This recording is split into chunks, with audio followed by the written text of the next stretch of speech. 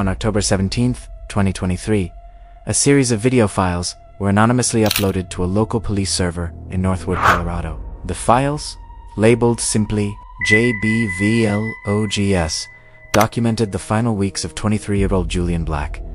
Julian had been reported missing by his family on September 5th and was found deceased in a remote wooded area 2 weeks later. The cause of death was ruled a homicide. The videos you are about to see were recorded on his personal laptop, found at his residence. Authorities initially believed these vlogs would provide crucial evidence in identifying Julian's stalker and, ultimately, his killer. However, what they uncovered was far more disturbing than they could have ever imagined. This is the Julian Black paradox. The first entry is dated August 28th.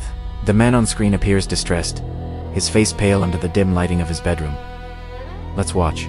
Okay, hey, my name is Julian Black. I'm making this because I don't know what else to do. Someone's been following me. 4 weeks now. I see them outside my house, at the grocery store, just standing there, watching.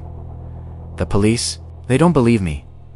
They say there's no evidence, so this is my evidence. I'm going to document everything. So if something happens to me, you'll all know. Over the next several days, the vlogs continue. Julian documents strange occurrences. A single muddy footprint on his porch. A garden gnome moved from one side of the lawn to the other.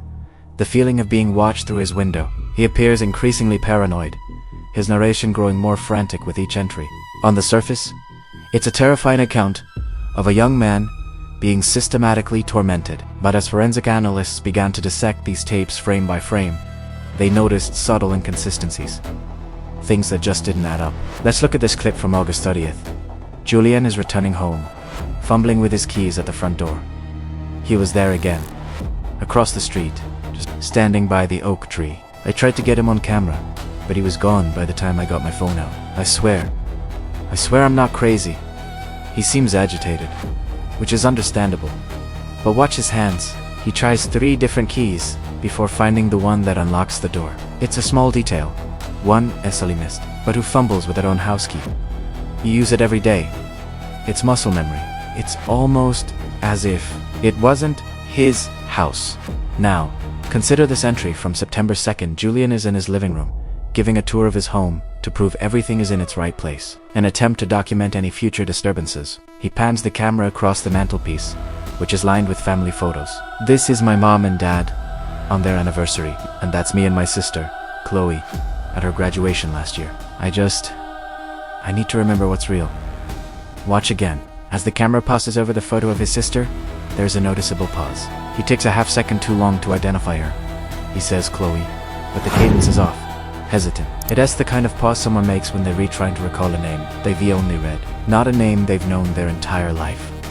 It's a performance. Throughout the tapes, Julian complains about his stalker mirroring his life.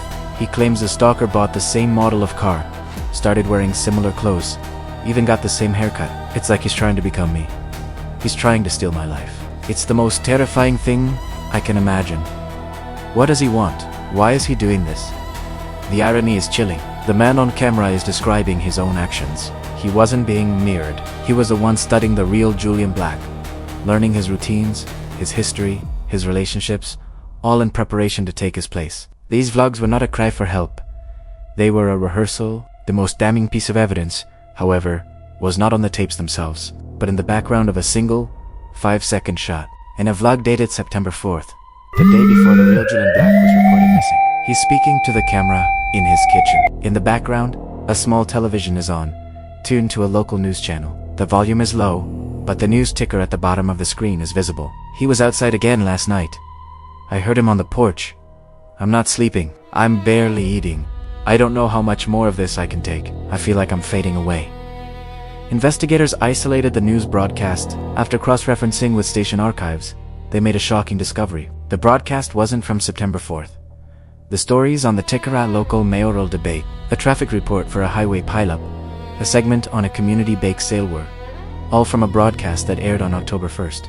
Let that sink in. The official coroner's report states that the real Julian Black's time of death was estimated to be in the first week of September. He was already deceased for nearly a month when this video, supposedly documenting his fear, was filmed. The man in these tapes, the man we have come to know as Julian, couldn't be him. The final piece of the puzzle came from the laptop itself. Forensic analysis of the hard drive revealed that the video files had been created, edited, and saved between October 1st and October 15th. The man in the videos had murdered Julian Black, moved into his home, and then spent weeks meticulously crafting a digital alibi. He was practicing the role. He was studying family photos, learning names, and filming these vlogs to create the perfect narrative. A terrified victim pushed to the edge by an anonymous stalker. He was building a defense for a crime he had already committed. The anonymous tip that led police to the videos was his final act. He wanted the tapes to be found. He believed they would exonerate him, painting a picture of a mysterious killer who had claimed 2 victims, Julian and the man who had supposedly stolen his life. He was creating a ghost, a phantom suspect to take the fall. The man seen in these videos has never been identified.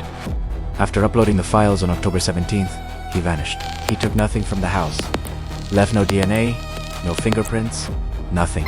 He simply stepped out of Julian Black's life, as easily as he had stepped into it. The person you've been watching, the man whose fears seemed so real, was not the victim. He was the monster hiding in plain sight. And these tapes are his masterpiece, a chilling paradox that forces us to question everything we see and hear. The case remains open. Thanks for watching. Be sure to subscribe for more deep dives into the unknown. Stay safe out there.